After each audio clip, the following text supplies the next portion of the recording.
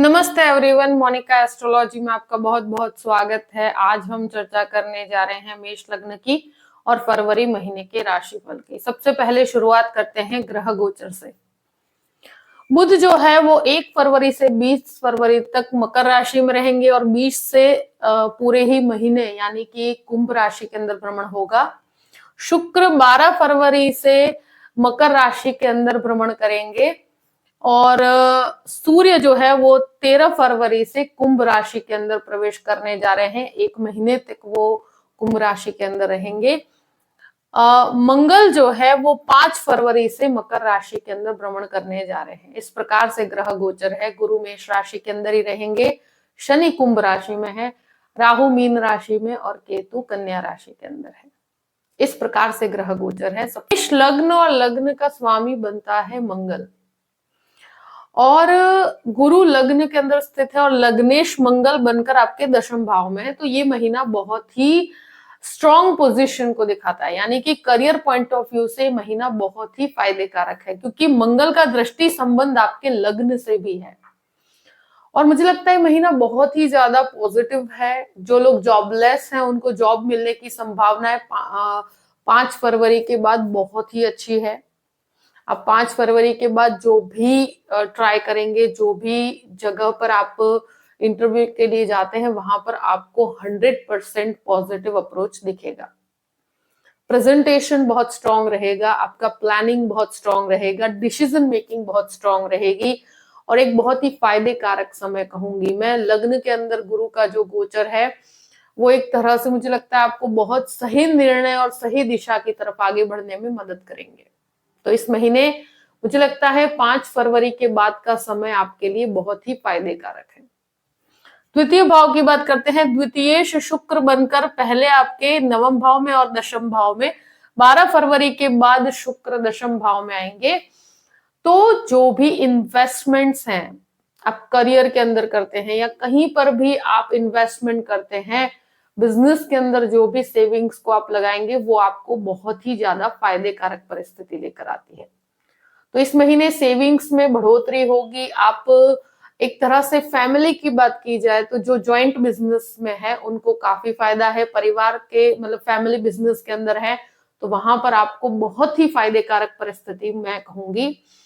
परिवार में कहीं पर भी आपके स्वभाव में अग्रेशन ना आए, आपकी वाणी को बहुत संयम में रखिएगा। क्योंकि मुझे लगता है कि वाणी करियर पॉइंट ऑफ व्यू से तो काफी अच्छा सपोर्ट दे रही है, मगर ये कभी कभी काफी रिबेलियस होती है। चीजों को लेकर आप काफी विरोध करने का जो स्वभाव आपके अंदर रहेगा, क्योंकि मंगल लग्न को भी देख रहे हैं तो आपके अंदर वो एग्रेशन तो रहेगा ही रहेगा। वाणी काफी कहते हैं ना डोमिनेटिंग, सामने वाले को दबाने के हिसाब से आप बात करें तो इस प्रकार के डोमिनेटिंग लैंग्वेज का यूज करने से परिवार में बचना चाहिए।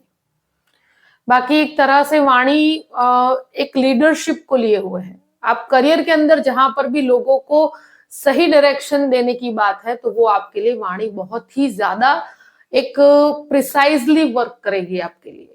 बहुत अच्छा आपका कहते हैं ना कि लीडरशिप बहुत अच्छी होगी, क्वालिटी बहुत ज्यादा निखर के बाहर आएगी। तृतीय भाव की बात करते हैं। तृतीयेश बुध बनकर एक तरह से देखा जाए तो आपके दशम भाव में है और ये 20 दिनों तक आपके मकर राशि में दशम भाव में ही रहेंगे। तो इनिशिएटिव, कोई नए कार्य की शुरुआत करना चाहते हैं तो शुरू के 20 दिन का समय बहुत अच्छा है। भाई बहनों के साथ मिलकर कोई बिजनेस करना चाहते हैं तो वहां पर भी एक फायदे कारक परिस्थिति है।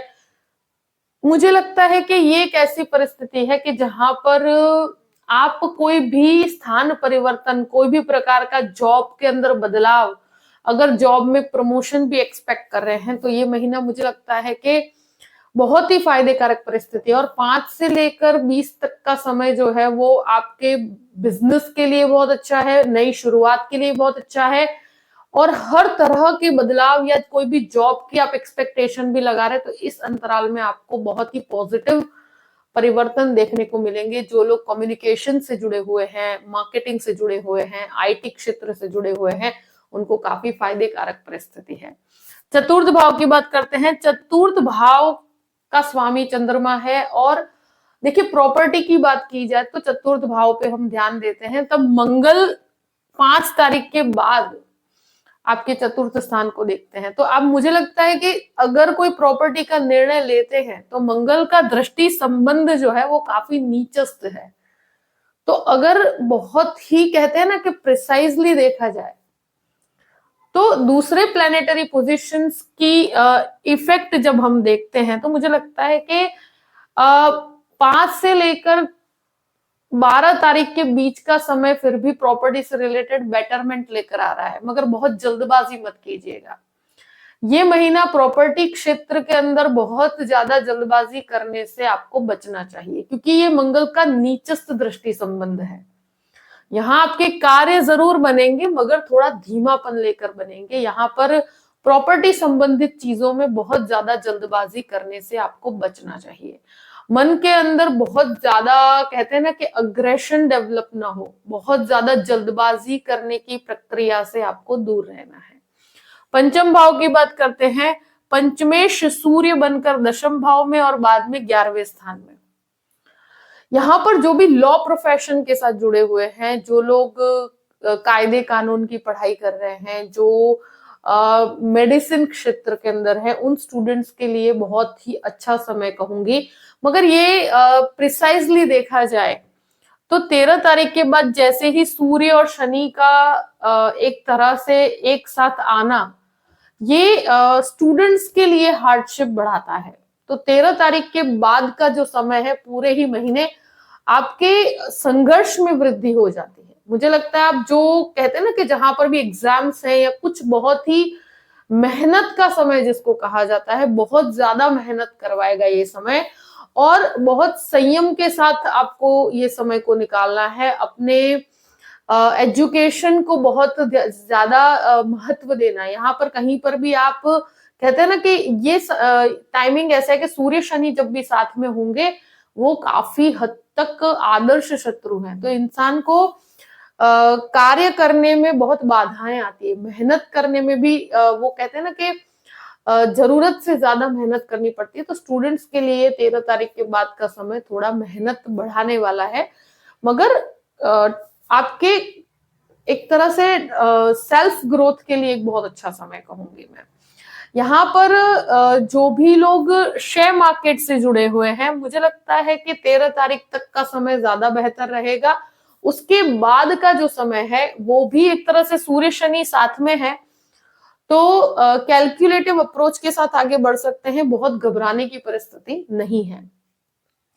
अब यहाँ पर पंचम भाव की बात की जाए तो जो भी लव रिलेशनशिप के साथ जुड़े हुए हैं, तो ये महीना मोस्ट ऑफ देखा जाए तो लव रिलेशनशिप को लेकर बहुत ज्यादा कहते हैं ना कि आप नेक्स्ट लेवल पर अगर कोई भी रिलेशनशिप को ले जाना चाहते हैं तो वहां पर विचार मतभेद डेफिनेटली रहेंगे। पेरेंट्स के साथ बात को आगे बढ़ाने में काफी समस्याएं आएंगी। मुझे लगता है बहुत शांति से आप चीजों को डील करना चाहिए। यहाँ किसी भी प्रकार अपने व्यवहार को बहुत संयम में रखिएगा।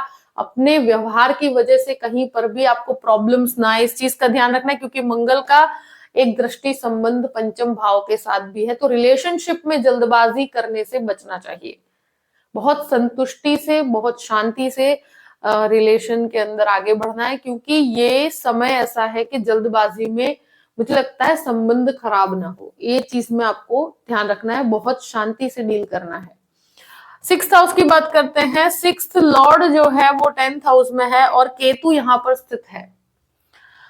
तो ये एक ऐसी परिस्थिति है कि जहां पर मुझे ऐसा लगता है कि जॉब के अंदर डेफिनेटली आपको चैलेंजिंग सिचुएशन का सामना करना पड़ेगा और आपको लगेगा कि आपको एक जगह से दूसरी जगह पर चले जाना चाहिए या जॉब को छोड़ देना चाहिए। छोड़ने की प्रक्रिया से दूर रहिएगा। कोई भी जॉब को अगर वहां कोई चैलेंजेस आ रहे हैं या कोई समस्या आ रही है तो उसको बीच में से छोड़ना नहीं है, उसको पकड़ के रखिएगा, क्योंकि इसमें आपको सेल्फ ग्रोथ भी मिलेगा और उसके अंदर आपका डेवलपमेंट डेफिनेटली होगा।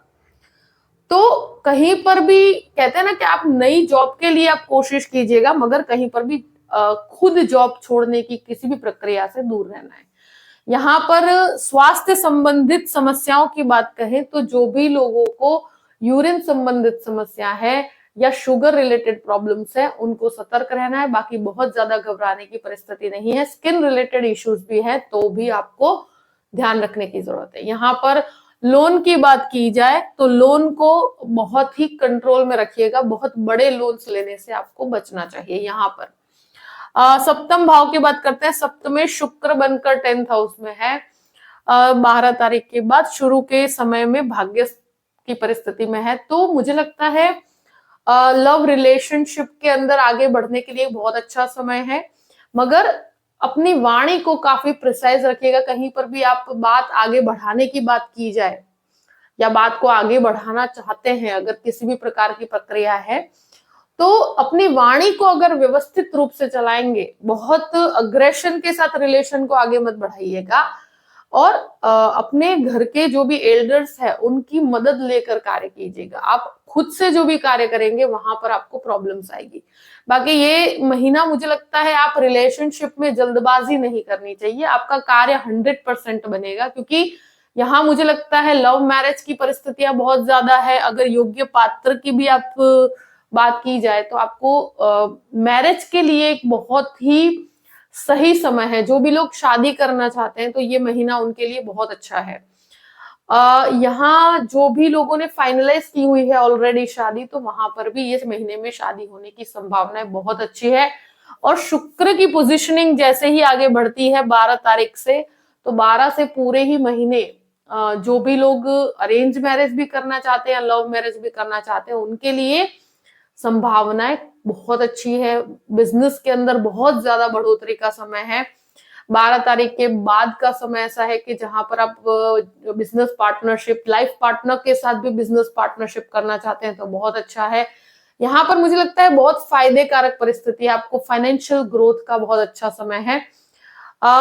अपनी वाणी के अंदर अगर आप संयम रखते हैं तो संबंधों में आपको बहुत फायदा होगा, बहुत अच्छे रिलेशंस बनते हुए मुझे नजर आते हैं।